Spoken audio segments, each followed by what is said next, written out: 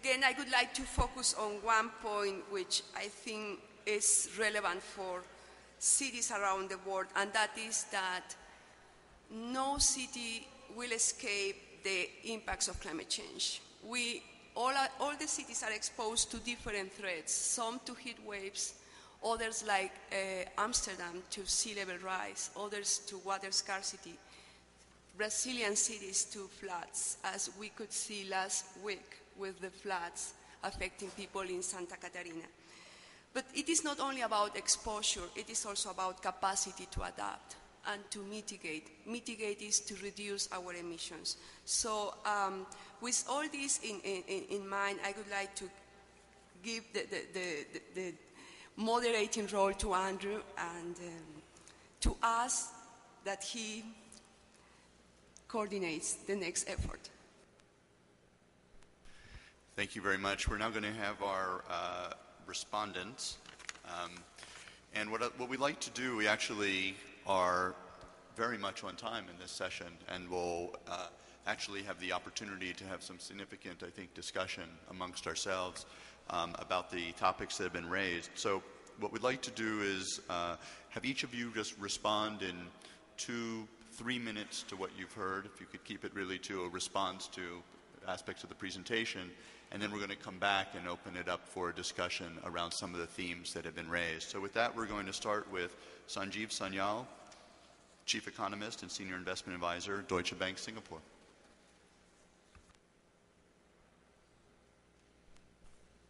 Thank you. The first two presentations today emphasize something we heard quite a lot yesterday as well, which is the central importance of public transport in not just the quality of life, but in terms of energy efficiency and the impact on climate change. And when we are talking about public transport, clearly we're not just talking about trains and buses, but also about sidewalks and walking. Walking is not just the most environmentally friendly way of getting around. It is also critical to getting public transport to work, because walking is almost always the last mile connection for any form of public transport. Now, why is this of great interest to me? Because I come from a part of the world that still hasn't fully urbanized. Just to give an example, India is still 70% rural, and by most indications we will probably be urbanizing very rapidly over the next 30 years, and probably we'll need to move something like 300 million people into new urban spaces. They will not just be existing cities expanding, but perhaps completely brand new cities or rapid expansion of existing smaller towns. And this is interesting because the type of cities that we will build, and not just about retrofitting here, I'm talking about really brand new urban spaces. And it seems so far that we are building completely the wrong type of cities, inspired perhaps by people watching too much of Desperate Housewives or something like that. Because we have built a city called Gurgaon just outside of Delhi. It was wheat fields 15 years ago. It is a city with 3.5 million people today, and it doesn't have 1 meter of decent pedestrian sidewalk. And this is absolutely shocking. So this emphasis that all the presentations have made on public transport is very, very important. The second point, which before I end, is the point made by Henk about adaptation. Whether we like it or not, climate is going to change somewhat. Even if we stop increasing our carbon emissions today, we will still see significant increases in extreme climatic events, as well as sea level rises. Now the question is, what do we do, given that more than half the cities in the world are along the sea? Do we go for dikes or systems like what Henk talked about? Or do we use more traditional methods which are available at least in tropical areas, like, for example, regenerating the mangroves? Very critical. When the big tsunami of 2004 or 2005 struck us, we clearly saw the difference between areas that had mangroves and those that did not. So with that, let me hand it back to the chair.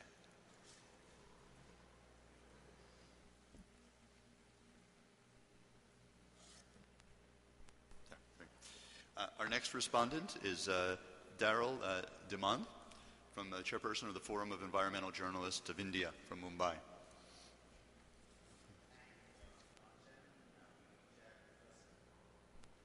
Thank you. Our chairperson, Patricia, did say we should be wary about one size shouldn't fit all. And as Sanjeev just mentioned, I think the Asian, and particular South Asian experience is going to be quite different because of the low amount of urbanization. Take a country like Bangladesh. In terms of numbers of people, I think 60 to 80 million people are living in extremely low-lying areas along the coast. So there is no way that cities can accommodate numbers of that kind. So we have to look for different solutions. And as a journalist and not as an expert or as a planner, all I can do is ask some questions. As we all know now, economists are raising the question of degrowth. In French, the French is décroissance sustainable. Pardon my French. Today we heard on television that the US car industry is asking for a $34 billion loan, a bailout. I'm asking a question. If, as we have heard in the last day, that cars are such bad things, they're not goods, but bads, I'm asking a question. Is it going to be such a bad thing if cars, I'm not talking about the workers who work in the car industry, but is this an opportunity of the global financial crisis and the global credit crisis coming together? I mean, is there a convergence of some kind? As I said, I'm not an expert, but it's my job as a journalist to ask questions. It's a big question I'm asking, and maybe will come some answers. I'll just cite in conclusion, one must remember the American economist James Tobin, who recommended a Tobin tax on all financial speculation, all transfers of currency across borders. He suggested 1% 20 years ago. There was a huge cry from Wall Street and London, the financial centers of the world, and he reduced it to 0.01 to 0.5%. There is time for a re-examination of all such penalties on financial transfers, just as there should be, not to our way of thinking, a climate development mechanism which allows polluting countries to buy their way out of the climate crisis. But there should be a carbon tax. So a Tobin tax and a carbon tax may be a convergence in these two crises. Thank you very much. Thank you. Now hear from Rualdo Menegat from Porto Alegre.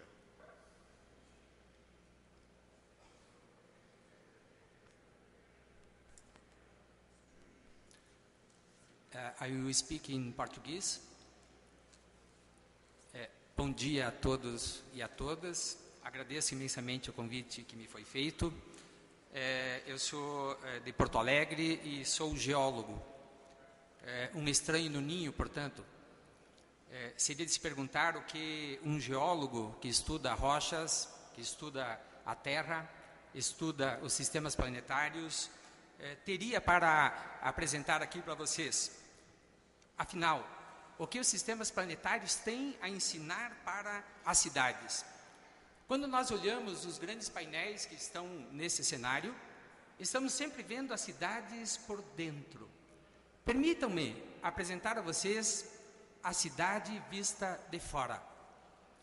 Quando vemos a cidade de fora, isto é, reunindo milhares de imagens de satélite obtidas à noite, vemos uma grande mancha iluminada.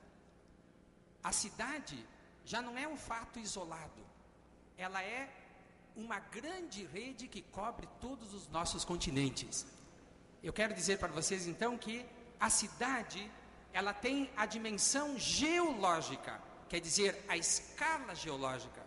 Com isso não quero dizer que é importante que tenhamos geólogos nos municípios, ajudando o planejamento urbano.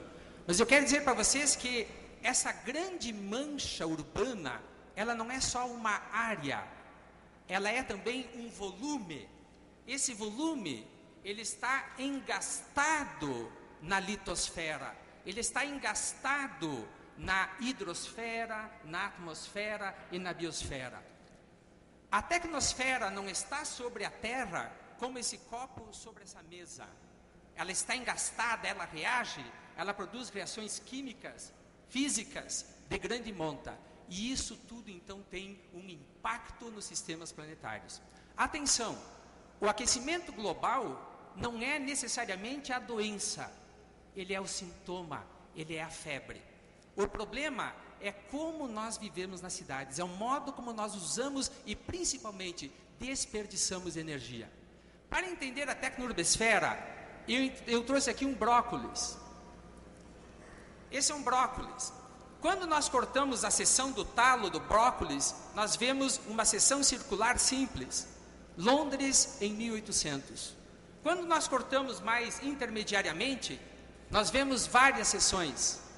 São Paulo, 1970, uma região metropolitana e suas cidades satélites. Porém, quando nós cortamos o topo, nós vemos uma coalescência de cidades. Esta é a tecno-urbesfera. A pergunta que se coloca, portanto, é como construir uma cultura urbana para a tecno-urbesfera. E para essa cultura urbana, para a tecno-urbesfera, nós precisamos mostrar aos cidadãos, às cidades, que nós estamos dentro da natureza. É preciso devolver a cidadania, devolver a nossa racionalidade humana, a ideia de que a natureza está aí fora, assim como esse brócolis está em cima da mesa. É preciso, como disse o professor Dieter ontem, trazer a agricultura para dentro da cidade. É preciso, sim, fazer com que os restos de comida sirvam como comida aos suínos, à avicultura e que depois alimenta os humanos. Em Porto Alegre, para levar a ideia de que a cidade está dentro da natureza, nós fizemos um atlas, o Atlas Ambiental de Porto Alegre. Esse atlas mostra para os cidadãos toda a evolução natural de uma cidade, desde as rochas, desde a geologia, a geomorfologia, a hidrografia, a flora, a fauna, a evolução urbana, e como essa evolução urbana, ela se dá no compasso da estrutura da matriz da natureza. É preciso, portanto, que desenvolvamos nas nossas escolas uma cognição que considere a paisagem, um planejamento urbano que considere a paisagem, e assim, acredito, nós conseguiremos dar conta do problema da febre, que é o aquecimento global. Obrigado.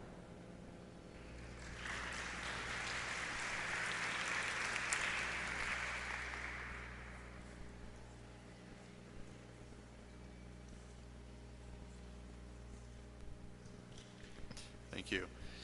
And our final respondent, and then we're going to open it up to discussion, is Ricardo Toledo.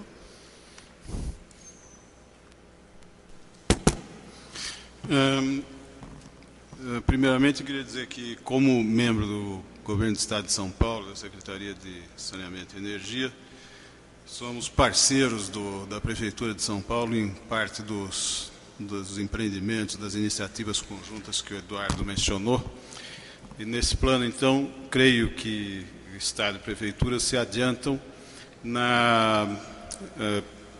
em uma forma de planejamento integrado dessas iniciativas. Mas eu queria levantar uma questão que se aplica a praticamente todas as intervenções dessa manhã, que é uma questão provocativa que foi proposta pela própria organização do seminário.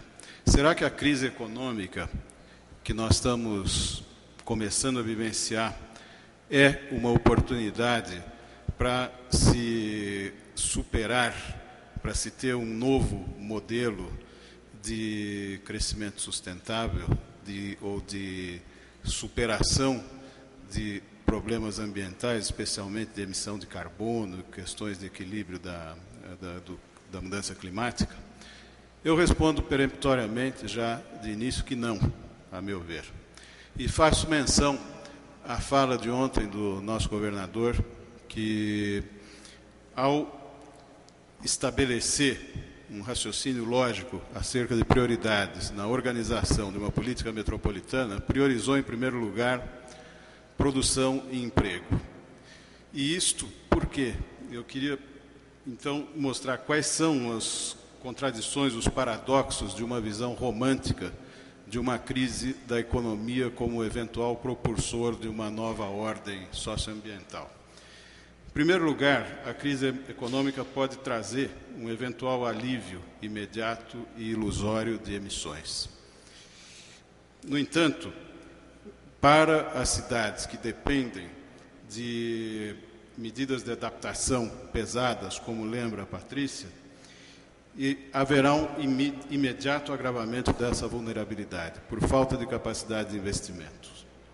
E, no médio prazo, ao primeiro sinal de retomada econômica, tendencia a privilegiar as tecnologias mais sujas e com maior emissão. Por quê? Porque as tecnologias limpas, que hoje ainda se desenvolvem em caráter experimental, são diretamente dependentes de recursos para pesquisa e desenvolvimento, de recursos para investimento. Por exemplo, o transporte público requer grandes investimentos. Os edifícios verdes, chamados sustentáveis, envolvem investimentos muito maiores do que os edifícios tradicionais. E a energia limpa, particularmente, é uma das áreas com custo marginal mais alto com o qual se lida. A energia limpa depende de duas condições simultâneas. Uma, o recurso para pesquisa e desenvolvimento, e outra, o custo marginal crescente da energia convencional. Por isso, ao primeiro sinal de retomada do crescimento, numa crise econômica de magnitude e de severidade como a que nós temos, certamente a energia suja será a principal. Por isso, eu, para terminar, defendo a questão realmente da organização metropolitana priorizada para a produção como o principal elemento para contrarrestar os efeitos desta crise global de mudança climática que nós estamos vivendo, e fico aberto para o diálogo em seguida.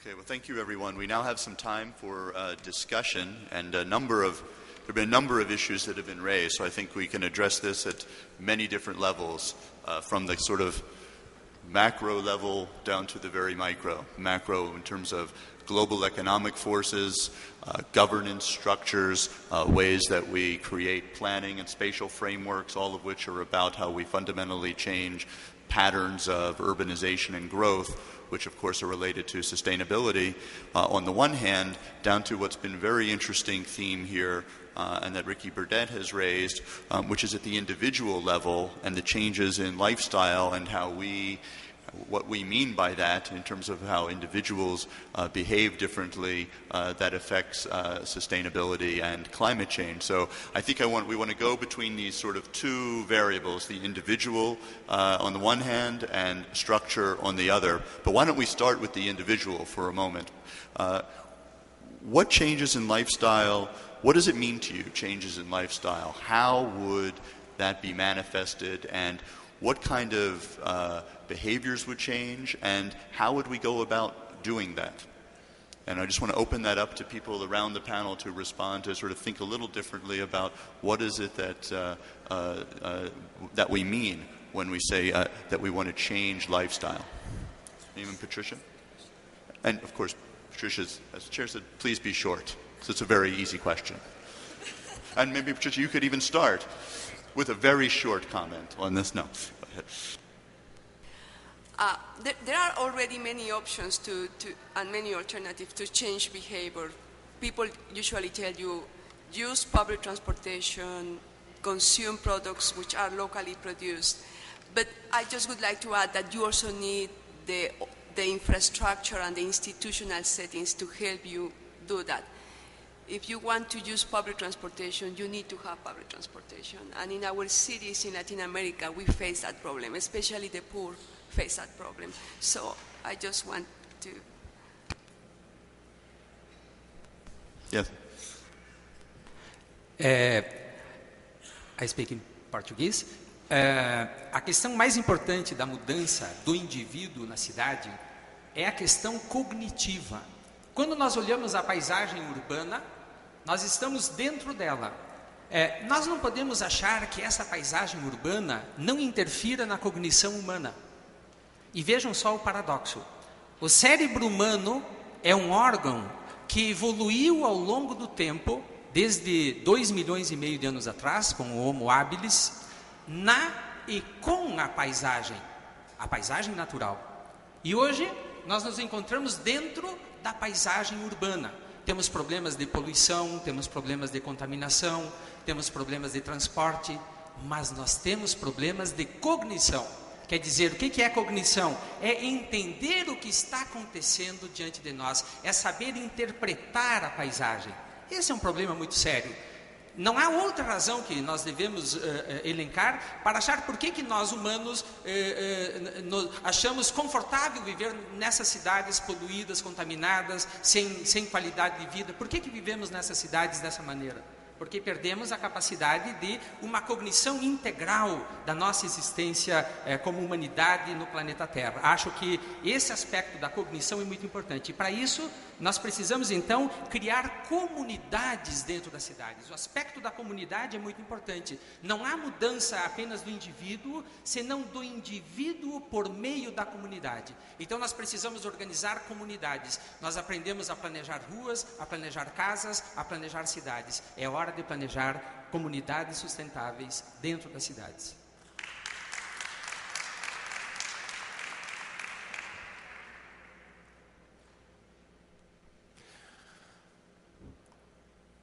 Fala-se muito em compras sustentáveis quando se pensa numa grande empresa, numa multinacional de montadora, no estado como São Paulo, o maior orçamento do Brasil depois do governo federal. Mas a compra sustentável é para todos. Para nós, na nossa casa, como vamos ao supermercado. Assim, essa mudança em relação à cultura, à forma de viver, é para todos. É para o homem mais rico do Brasil, que é o doutor Antônio Emílio de Moraes, de acordo com o imposto de renda, mas é para a dona Maria, que é uma mãe de casa operária que mora em Guaianazes. E para isso, numa sociedade democrática, é muito importante, como disse o meu colega aqui, o movimento de baixo para cima. Mas é importante também o exemplo de cima. As autoridades democráticas têm que dar o seu exemplo, no seu estilo de vida pessoal e no seu estilo de governar. E essa que é uma questão que falta muito, acho, nos países ainda do tipo Brasil e nossos vizinhos aqui, onde a consciência da mudança que a questão climática envolve na forma de viver, ainda não chegou suficientemente. Mas eu queria dialogar com o Ricardo Toledo em relação a essa questão, quando ele fala na produção e na mudança da forma de viver. Essa é uma oportunidade, sim, de mudar também a produção. Não é qualquer produção que deve ser estimulada. Eu concordo com a crítica do nosso amigo Dario, que fala do erro que é, por exemplo, socorrer e estimular a produção de carros individuais poluentes. Como é um erro estimular e produzir, como está sendo estimulado e produzido aqui no Brasil, o diesel sujo pela Petrobras, que polui e destrói a qualidade de vida das cidades. Não é qualquer produção que deve ser apoiada, Ricardo. Aí sim, a crise econômica e a crise climática podem se associar. Eu tenho que incentivar sim a produção. As pessoas têm que trabalhar, o operário tem que trabalhar, o empresário tem que produzir. Mas que tipo de produção? Que tipo de estímulo? Eu vou estimular a indústria automobilística do Brasil, que é o coração da industrialização brasileira, continuar produzindo carros e poluindo as cidades, matando as cidades? Ou vou reconverter as fábricas para produzir ônibus, trens, trólebus, carros limpos e elétricos? E por que os governos estaduais e o governo federal não podem apoiar na questão tributária essa produção limpa de veículos limpos e sustentáveis? Essa é a diferença, que você pode casar as duas crises e tentar ganhar e ganhar.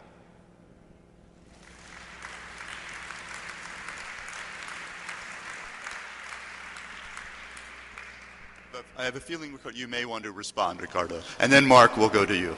Ricardo. Certamente a mudança na produção é uma agenda necessária. Quer dizer, eu não queria ser mal entendido no sentido de que uma agenda de apoio à produção seja contraditória a uma agenda de reformulação dessa produção em benefício de questões ambientais. Inclusive, eu creio que na experiência de Londres, que foi aqui exposta, houve uma experiência de reconversão, ao menos parcial, de determinados parâmetros dentro de um contexto de crescimento da economia. O que eu argumento, dentro de uma visão estratégica, neste momento, é que a crise econômica, infelizmente, eu não posso entender como oportunidade. Eu acho mais difícil se estabelecer uma reformulação produtiva sob uma crise econômica de severidade até agora desconhecida mundialmente, do que no contexto anterior, em que nós tínhamos produção, por exemplo, de usinas de conversão de lixo e energia, no qual Prefeitura e Governo do Estado são parceiros em várias iniciativas. A viabilidade econômica de plantas de conversão de lixo em energia é baseada numa conjunção de custo marginal elevado da energia elétrica convencional, que viabiliza um custo de capital maior para a queima do lixo. É baseada na venda de créditos de carbono, de detenção de carbono, que tendem também, diante desta crise mundial, a uma baixa expressiva de preços, porque o crédito de carbono é diretamente associado à capacidade produtiva no hemisfério norte, o preço dele. Portanto, eu não consigo entender esta crise como uma real oportunidade. É mais uma dificuldade, é um dado a mais nas dificuldades que nós temos que enfrentar. Mas, de forma nenhuma, eu me contraporia à sua ideia, que é a ideia comum, inclusive, que nos une em vários projetos, que é de uma reformulação produtiva. Ontem, quando o governador Serra se referiu a prioridades metropolitanas, referiu-se ao transporte de massa, não a estímulos da indústria automobilística, que podem eventualmente ocorrer só como uma medida imediata para evitar um desemprego em massa, mas como postura de futuro em relação à crise econômica, foi defendido, sim, uma postura de estímulo firme e estável à produção.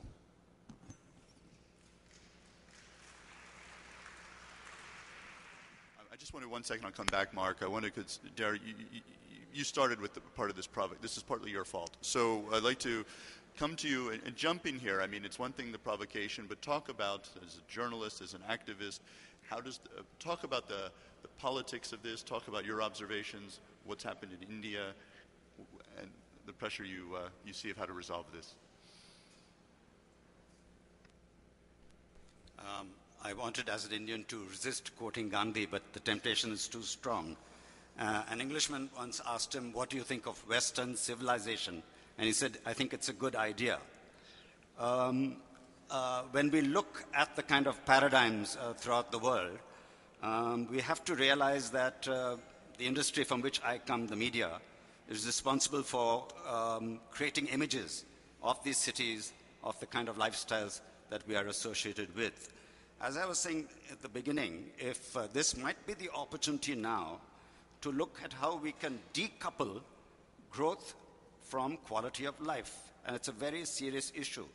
Gandhi said, in any such situation, look to the needs of the last man. As environmental journalists in India, we have paraphrased that, saying the last man in India, and for that matter, any poor country, is usually a woman. The woman bears the double burden of the environmental, social, economic problems. If one looks at the need of the last person, obviously a car or a television set, these are not the priorities for people who don't have the bare necessities. So I think this is the opportunity to re-examine growth, production, all these huge paradigms, and I think we are not sufficiently understanding the nature either of the environmental crisis or the economic crisis, and how this convergence can act as a eye-opener for all of us. I mean, just to conclude, the United States has far higher incomes than most other countries, far higher use of energy, 20 tons per person of carbon dioxide emissions per year, but its living standards are lower than many European, Scandinavian countries. So I think this is the opportunity to decouple growth and living standards.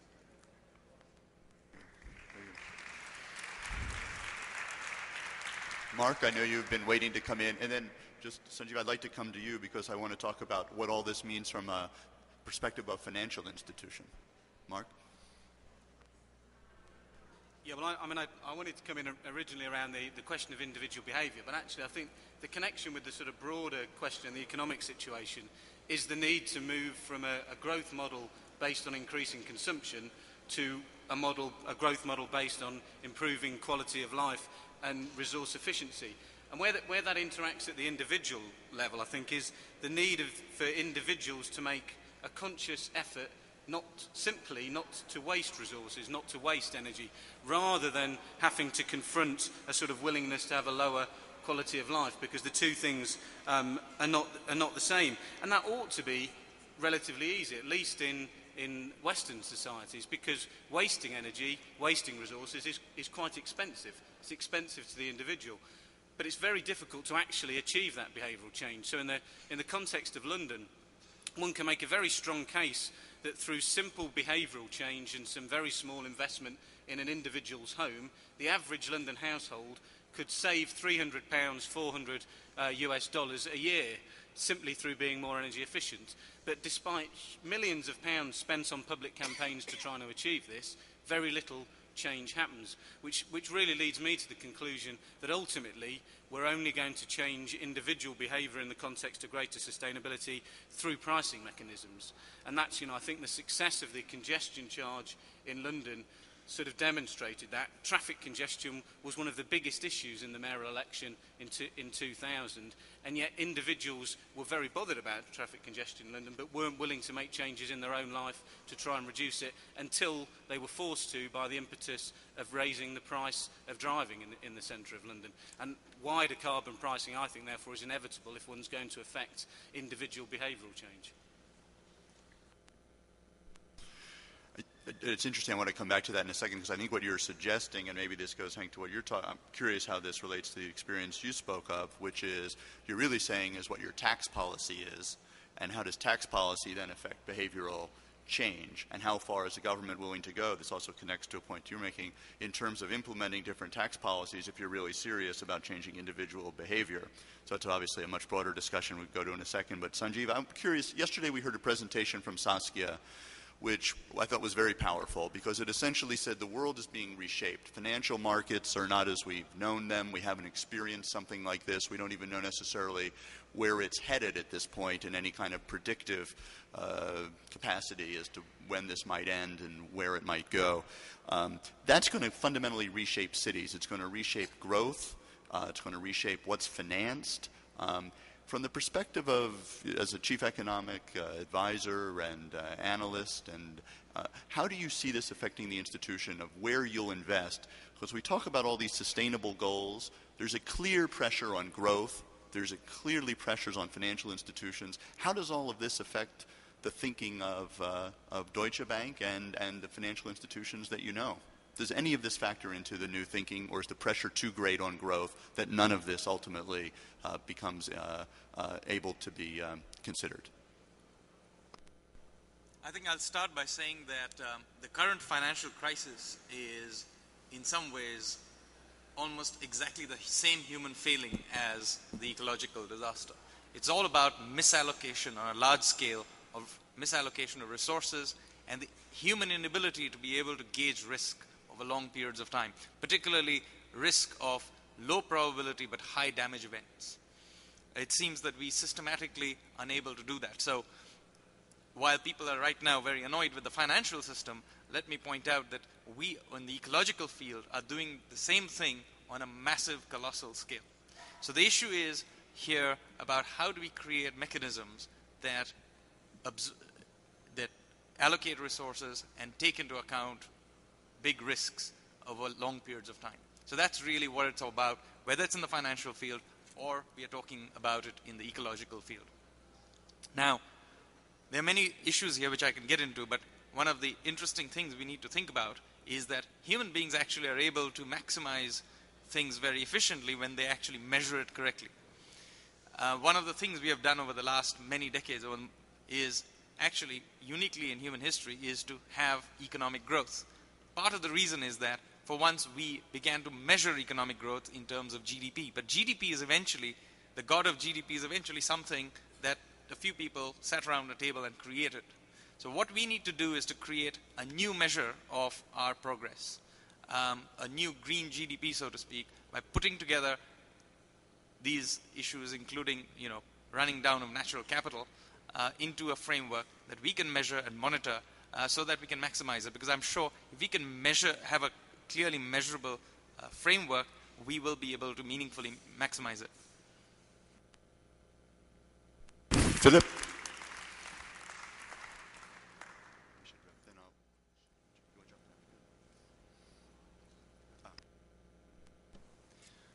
To, in a way, directly follow up from what you said, an alternative measure to GDP. I think we are all accustomed now to the debate about happiness, and that we need indeed move away from purely mechanistic measurements, and we need to broaden the perspective. The most important factor of happiness, as it was explained in the famous book by the economist Richard Layard, is and remains employment. And I think we still, to date, have this real conflict of employment opportunities and employment-related wealth creation and the reduction of material consumption. And more of a question I'm actually left with, whether cities, if we take it serious, are able to shift away from material to some sort of other consumption, or we would probably have to replace the name consumption with the concept of social engagement, of something that makes us ultimately happy the way we live our lives. The crisis of the car industry is clearly the one where we can feel it the best right now. And all the targets that are dropped because we fear that unemployment is looming behind industrial work, the millions of workers, not only in Detroit, but also in Germany, in France, partially in England, in Brazil, those are the pressures that create then on the urban level very unfortunate pressures that talk about rail transit. We heard it yesterday from the representative of Volkswagen. This is a very convenient answer. If you're coming from the car industry, you say, I support public transport, and you refer to rail. Because as we heard from Zero, it doesn't touch the status quo. It's more or less saying we keep on driving, but yes, we have an alternative. On top of everything else, we can use rail. That's probably not the transformation that is needed. Patricia? I would like to refer again to this challenge of decoupling. I agree with the need to decouple economic growth from its environmental impacts. But I think that we need to relay this challenge to a bigger one we have not been able to address for centuries, and that is the one of quality of life. How to better make sure that economic growth and public policies serve this goal of quality of life. And let me just refer to one example which is very relevant to all of you. We could solve the issue of energy. Technologically, we could do it. But do you like to be sitting in your car, waiting for the time to go by and go by and go by and still be there? I know that experience because I was born and grew up in Mexico City. And I could be 3 hours in the traffic. And it didn't matter whether I had a big car, a small car, a middle car. I was just stuck in the traffic. Instead of enjoying whatever you like to enjoy. If you are Latino, dancing. If you are not Latino, I don't know. So the issue here is that it is not only about technology, although technology is key. It's also about humans. We need to come back to be the center of this discussion together with the environment, because that's something we have forgotten. For us to be able to have quality of life, we need to have a good environment. So again, how can we better decouple our economic growth from its environmental impacts? How can we make sure that the environment and humans are, again, the main goal, that quality of life is a goal? For developed countries, the big challenge is how to have better jobs, because you are already facing the problem we have been facing for centuries. For us, the problem is equity. We were listening to that, hearing how everyone was talking about equity issues yesterday. So don't forget that, because if not, we will just be focused on the environment. And I tell you, I saw it in Mexico. Environmentalists focus on making sure an area was protected, and by doing so, throwing away indigenous people who were living there for centuries. So let's really keep the big picture and relate it to basic things. And I think that everyone would be happy to just have the ability of having a good quality of life. I think that should be also a key focus and something we can relate to. And we need to provide people with examples they experience. For Latin America, traffic is an issue. Poverty is an issue. For Europe, for US, this trade mill of consumption is an issue we need to address. And just to close, I really think that the question is, is the West civilization okay? Do you agree with that? I would agree with you. With the idea of civilization, perhaps, but I don't know where the civilization is. So let's relate this to people, not only to the environment. I think we're going to conclude here. We're going to wrap up. I think that's been a very interesting session. I could say one thing that's already changed it'll be very interesting to see how this plays out in the United States is the debate right now, and the fact that new President-elect Barack Obama, as we've looked at the stimulus package of how to deal with the enormous challenge of what's happening in the restructuring of the economy in the United States, and whether it's multi-billions or trillions, it's hard to keep track of, but one that clearly is going to come forward, that is the top priorities are infrastructure and energy, which never would have. Infrastructure may have been talked about before, energy would not have, and certainly infrastructure not in the way that we're talking about. So I think the fact that the debate is already changing, the fact that there's the possibility, I think many of these issues raised here today about quality of life, about spatial planning, about how we reorganize our priorities, but a lot of this is going to be continuing, I think, the kind of vigorous understanding and advocacy that we've seen in many of the presentations. So I'd like to thank everyone today, and Patricia, thank you. Did you have any final remark? I think we're done. Thank you. That's my final.